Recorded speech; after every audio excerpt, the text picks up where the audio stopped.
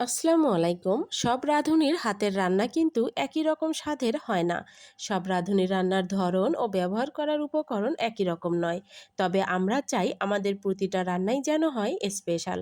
তেমনই যে কোনো রান্না স্পেশাল করতে হলে জানতে হবে আপনাকে তার আসল রেসিপি এবং মশলার সঠিক পরিমাপ। তাই প্রতি কেজি গরুর মাংসের মশলার সঠিক পরিমাপে তৈরি করব গরুর রেজালা। গরুর রেজালা তৈরি করার জন্য প্রথমে মশলার মিশ্রণটা তৈরি করে নিব। এজন্য নিয়ে নিয়েছি জয়ফলের অর্ধেক, স্টারের অর্ধেক, কালো গোলমরিচ, কালো এলাচ, জয়ত্রী, দারচিনি, লবঙ্গ, সাদা এলাচ, তেজপাতা, 2টি শুকনা মরিচ। সবগুলো উপকরণ চুলার লো হিটে রেখে সামান্য ঘ্রাণ আসা পর্যন্ত ভেজে নিয়ে তারপর গুঁড়া করে নিব। খুব বেশি ভেজে পুড়ে ফেলা যাবে না। এখন নিয়ে নিব 20 থেকে 25টা চীনাবাদাম এবং 8 থেকে 10টা কাঠবাদাম। এখন গরম পানি দিয়ে ভিজিয়ে রাখবো 10 থেকে 15 মিনিটের জন্য। 10 থেকে 15 মিনিটে বাদামটা অনেকটাই নরম হয়ে যাবে এবং উপর থেকে খোসাটা খুব সহজেই ফেলে দেওয়া যাবে। খোসাটা ফেলে তারপর খুব ভালোভাবে ব্লেন্ডারে দিয়ে ব্লেন্ড করে নিব। প্রথমে তৈরি করব পেঁয়াজের ব্রেস্তা। এজন্য এখানে নিয়ে নিলাম হাফ কাপ পরিমাণ তেল। আজকে পুরো রান্নাটা আমি এই হাফ কাপ তেলেই করে ফেলবো। এখন এই হাফ কাপ তেলের ভিতর দিয়ে দিব 1 কাপ পরিমাণ পেঁয়াজ কুচি। পেঁয়াজ কুচিটা দিয়ে চুলার আগুনটা মিডিয়াম টু লো এর মাঝামাঝি রেখে পেঁয়াজটাকে ভেজে ব্রেস্তা করে নিতে হবে। চুলার আগুনটাকে বাড়িয়ে যদি পেঁয়াজের ব্রেস্তা করে নেওয়া যায় সেক্ষেত্রে ভিতর থেকে কাঁচা থাকে, উপরটা মুচমুচে হয়। কিছু সময় পর দেখা যায় পেঁয়াজের যে মুচমুচে ভাবটা সেটা চলে যায়। তাই চুলার আগুনটা মিডিয়াম টু লো এর মাঝামাঝি রেখে পেঁয়াজটাকে ভেজে নেওয়ার চেষ্টা করবেন। যখন রংটা একটু ব্রাউন কালার হয়ে আসবে ঠিক সে পর্যায়ে এসে চুলাটা বন্ধ করে পেঁয়াজের ব্রেস্তাগুলো উঠিয়ে নিচ্ছি। টিস্যু পেপারের উপর পেঁয়াজের ব্রেস্তাগুলো রেখে দিব। এতে করে টিস্যু পেপারটা তেলটা শুষে যাবে এবং পেঁয়াজের ব্রেস্তাটা খুব ভালো থাকবে।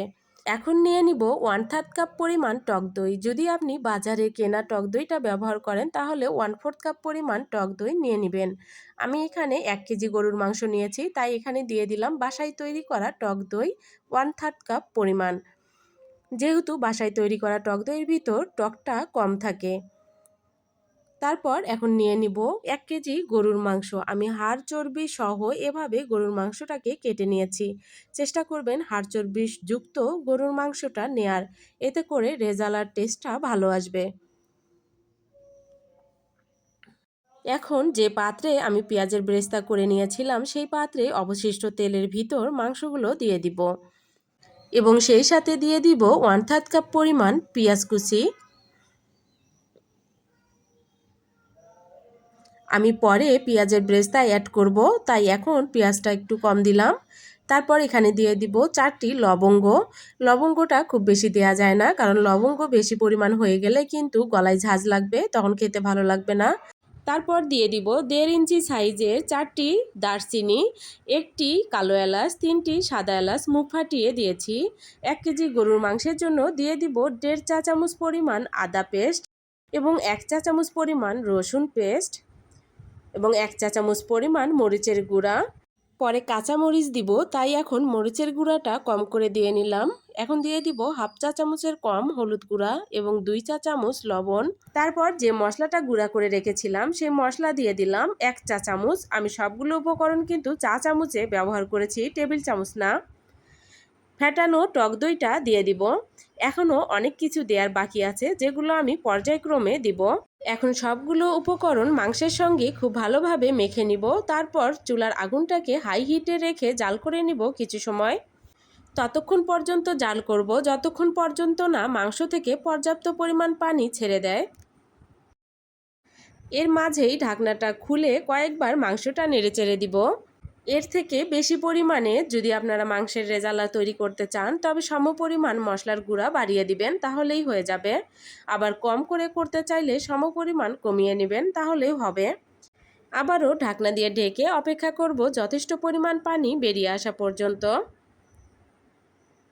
যথেষ্ট পরিমাণ পানি বেরিয়ে আসছে। এ পর্যায়ে এসে একটু নেড়েচেড়ে নিয়ে তারপর এখানে দিয়ে দিব যে বাদামগুলো আমি পেস্ট করে রেখেছিলাম সেই বাদামের 3 ভাগের 1 ভাগ। বাদামের পরিমাণটা যদি বেশি হয় তাহলে কিন্তু মাংসের যে গ্রেভিটা সেটা একটু কষ্টা কষ্টা লাগবে, তখন খেতে বেশি একটা ভালো লাগে না। তাই আমি 3 ভাগের 1 ভাগ দিয়ে দিলাম। তার সঙ্গে দিয়ে দিব কিশমিশ। কিশমিশগুলো ভালোভাবে ধুয়ে তারপর এর মুখ ফাটিয়ে নিয়েছি, যেন কিশমিশের যে মিষ্টি ভাবটা সেটা বেরিয়ে আসে, এতে করে মাংসের টেস্টটা খুব ভালো আসবে। কিশমিশ দিয়ে দিলাম 20 থেকে 25টা। এবার কিশমিশ এবং বাদাম ভালোভাবে মিশিয়ে নিব। মিশিয়ে নেওয়া হয়ে গেলে ঝোলটা গাঢ় হয়ে আসা পর্যন্ত অপেক্ষা করব ঢাকনা দিয়ে ঢেকে।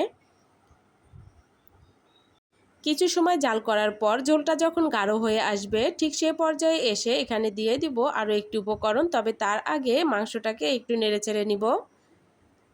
তারপর এখানে দিয়ে দিব যে পেঁয়াজের ব্রেস্তাটা করে রেখেছিলাম, সেই পেঁয়াজের ব্রেস্তা আমি এভাবে হাতে করে নিয়ে তারপর একটু গুঁড়া করে দিয়ে দিব। পেঁয়াজের ব্রেস্তাটা দেওয়ার পর দেখা যাবে মাংসের কালারটা অনেকটাই চেঞ্জ হয়ে আসবে এবং কালারটা অনেক সুন্দর আসবে। পেঁয়াজের বেরেস্তাটা দিয়ে আবারও নেড়েচেড়ে ভালোভাবে মিশিয়ে নিব। তারপর চুলার আগুনটাকে মিডিয়াম টু লো এর মাঝামাঝি রেখে অপেক্ষা করব মাংস এবং পেঁয়াজ থেকে তেলটা আলাদা হয়ে আসা পর্যন্ত। কিছু সময় পর দেখা যাবে মাংস এবং মশলা থেকে তেলটা আলাদা হয়ে আসছে। এখনও অনেক কিছু দেওয়ার বাকি আছে, আমরা পর্যায়ক্রমে সেটা দিতে থাকব। তার আগে মাংসটাকে একটু নেড়েচেড়ে কষিয়ে নিব এবং দেখে নিব মাংসটা কি পরিমাণে সিদ্ধ হয়েছে। সিদ্ধর পরিমাণটা বুঝে তারপর এখানে অ্যাড করব তরল দুধ। আমি দুধটাকে জাল করে নিয়েছি। জাল করা দুধ এখানে দিয়ে দিলাম কুসুম গরম অবস্থায়। যদি এখানে আরও বেশি প্রয়োজন হয় আপনার পানির, তবে পানিটাও দিয়ে নিতে পারেন। আমি এখানে 1 কাপ দুধ দিয়েই মাংসটাকে সিদ্ধ করে নিব। তার সঙ্গে দিয়ে দিব 10 থেকে 12টির মতো কাঁচামরিচ, এতেই ঝালটা হয়ে যাবে। ভালোভাবে মিশিয়ে নিব।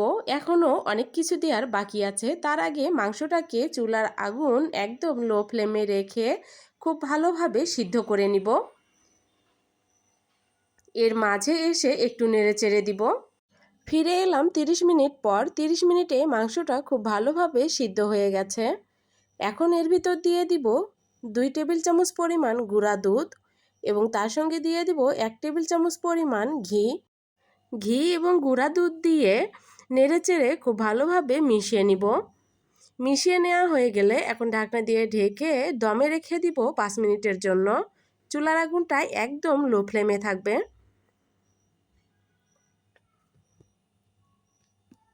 ফিরে এলাম 5 মিনিট পর।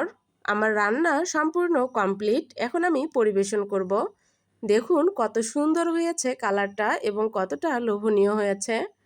আশা করি আজকের রেসিপি আপনাদের কাছে ভালো লেগেছে। যদি রেসিপি আমার ভালো লেগে থাকে তবে অবশ্যই একটি লাইক দিবেন এবং কমেন্ট করে জানিয়ে যাবেন। আমার পরবর্তী রেসিপি যদি আপনি দেখতে চান তবে অবশ্যই চ্যানেলটিকে সাবস্ক্রাইব করে বেল বাটনটি অন করে দিবেন। এতে করে আমি ভিডিও আপলোড দেওয়ার সঙ্গে সঙ্গে আপনার কাছে নোটিফিকেশন চলে যাবে এবং আপনি খুব সহজেই আমার রেসিপিগুলো দেখতে পারবেন। আল্লাহ হাফেজ।